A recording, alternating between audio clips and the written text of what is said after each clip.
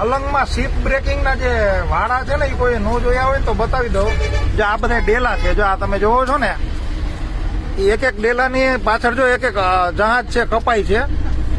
હા, આખા જહાજ હોય, કોઈમાં અડધા વૈધા હોય, કોઈમાં ટૂંકમાં આવડો સિંહે શિકાર કર્યા પછી કેમ ખોખું વૈધું એમ આમાંથી જહાજનો શિકાર થતો જાય.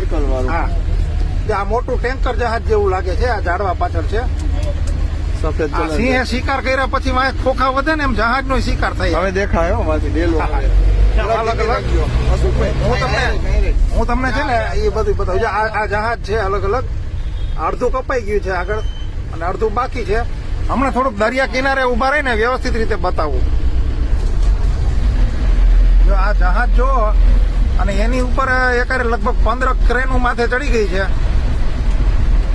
અને જહાજને જો આમ ખોયલા રાખે ધીમે ધીમે ધીમે કરીને. આ છે ને આગળનું લાલ છે ને એ અડધું કપાઈ ગયું છે. એની પાછળનું ઓલું સફેદ છે ને એને કાપવાનું ચાલુ છે. હમણાં નીચે ઉતરી અને વ્યવસ્થિત બતાવું. ફાઇનલી હવે નીચે ઉતરી ગયા છીએ અને આ રોડેથી અમે લગભગ એમ માનો ને 5 કિલોમીટરથી હાઈલાવી અને લાઈન બંધ વાહન ઉભા છે. જો આવા બધા મોટા મોટા જહાજ, જો અત્યારે આ 2, 3, 4 આમ જેટલે આગળ જાય ને એટલે વાહન જ ઉભા છે.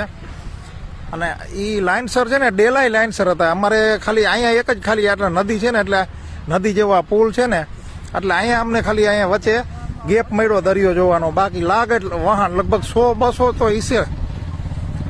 અહીંયા છે ને આ વાહન કાપતા કાપતા આવડું વધ્યું છે. અને આ એની મશીનરી વાહન કાપવાની, આ રોકેટ જેવી જો. આ ફોનમાં કદાચ નાની દેખાતી છે પણ વાહણથી નહીં, મોટી મશીનરી. એની બાજુમાં વાહણ જો આવડું જ દેખાય. આ એમ માનો ને 7-8 માળનું, 6 માળનું તો તોય છે આ 6 માળનું. અને આમાંથી આવા બધા વાહનને કાપી અને અંદરથી જે કાંઈ માલ સામાન નીકળે એ બધા આપણે જે આગળ વાળા જોયા ને એમાં બધામાં વેચાય.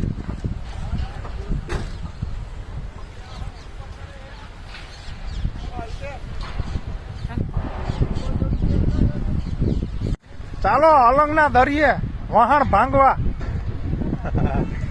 વહાણ ભાંગવા હાલો. આમ જો આ ભાંગવાની ક્રેનું જોવો અને બાજુમાં માણા જોવો ને તો ખબર પડે આ કેવડી ક્રેન છે. જો આ માણા જોવો બાજુમાં, હા, અને એની બાજુમાં આ તમે ક્રેન જોવો વહાણ ભાંગવાની. હો જોવો.